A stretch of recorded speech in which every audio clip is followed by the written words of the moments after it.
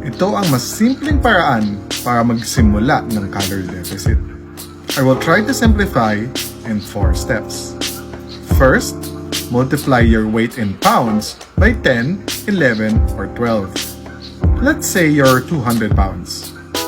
If you do 0 exercise, multiply your weight by 10. If you exercise 1 to 3 times a week, multiply it by 11. If you exercise 3 to 5 times a week, multiply it by 12. This is your calorie deficit goal. Step 2 is to track your food and eat within this calorie goal. Do this for 1 to 2 weeks. And resistance train for 3 to 5 times a week. Step 3. Assess your progress.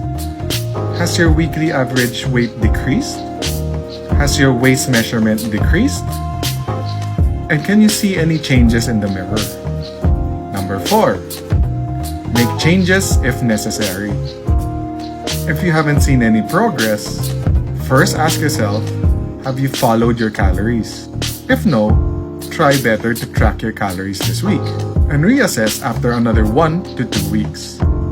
If you answered yes, then you can reduce your calories by 100 per week until you start seeing progress.